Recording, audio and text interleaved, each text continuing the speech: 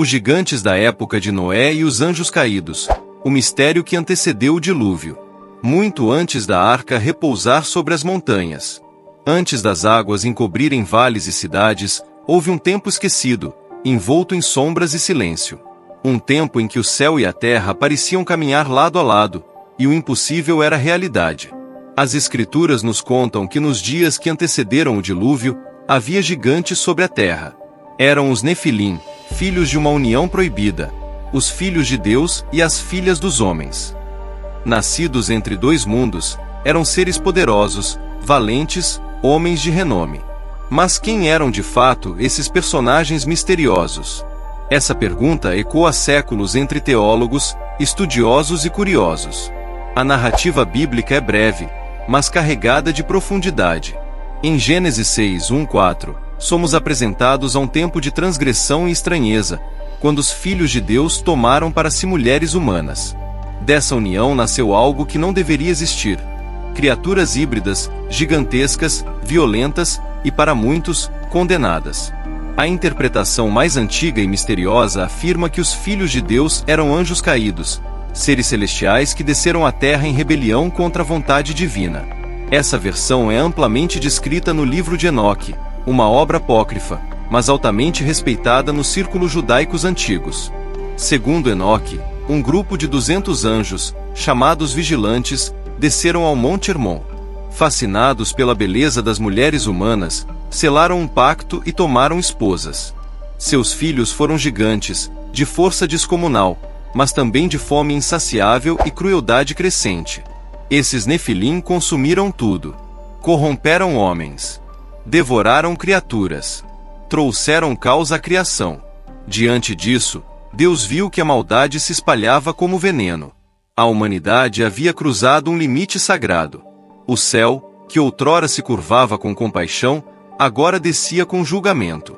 Agora será verdade o que foi contado em Enoque? O dilúvio não foi apenas uma resposta à corrupção humana, foi um ato de justiça contra algo muito mais profundo, uma contaminação entre os mundos, entre o espiritual e o físico. O universo precisava ser limpo. No Novo Testamento, essa narrativa encontra eco. Judas fala sobre anjos que não guardaram sua posição de autoridade e foram aprisionados em trevas eternas. Pedro os menciona sendo lançados no Tártaro, uma prisão profunda e sombria. Os autores bíblicos pareciam guardar essa lembrança antiga, de que houve sim, uma rebelião celestial que afetou a terra de forma direta. Mas essa não é a única interpretação. Ao longo dos séculos, muitos estudiosos adotaram uma visão mais simbólica. Para teólogos como Agostinho, os filhos de Deus eram os descendentes de Sete, filho de Adão. As filhas dos homens, por sua vez, seriam da linhagem de Caim. A história, então, falaria de mistura espiritual, da união entre o povo justo e o povo rebelde. Um enfraquecimento moral que levou à decadência geral da humanidade. Já pesquisadores modernos propõem que os filhos de Deus eram reis ou nobres da antiguidade, homens que se proclamavam semideuses e abusavam do poder.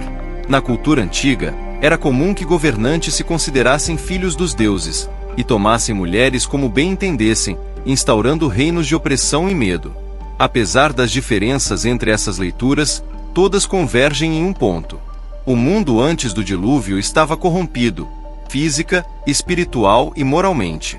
Era um tempo de trevas, de arrogância, de violação de limites. E então, Deus escolheu um homem íntegro em sua geração, Noé. Através dele, Deus planejou recomeçar. Mas antes, a terra teria de ser purificada pelas águas. O dilúvio, assim, marcou o fim de uma era. Uma era onde seres que não pertenciam ao mundo humano andaram entre os homens. Onde segredos foram revelados cedo demais. Onde o céu foi violado e a terra sangrou. Mas os ecos daquela história não desapareceram. Mais tarde, em Números 13, os espias de Israel relatam ter visto gigantes descendentes de Anak. Seriam resquício dos Nefilim? Ou apenas o medo revestido de mito? Até hoje, estudiosos tentam responder. Alguns veem lenda. Outros veem realidade espiritual. Há quem veja ali apenas símbolos profundos sobre o pecado humano. Mas o mistério permanece. Quem eram os gigantes? Por que sua presença foi tão grave a ponto de desencadear o maior juízo da história bíblica? E o que isso nos diz hoje?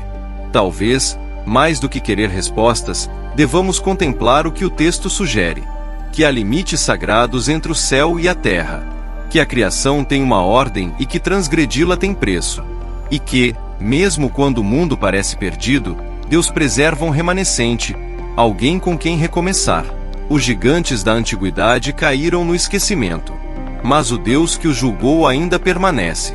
E sua voz, suave mas firme, continua a nos lembrar: nem tudo que reluz vem do alto, e nem todo poder é puro.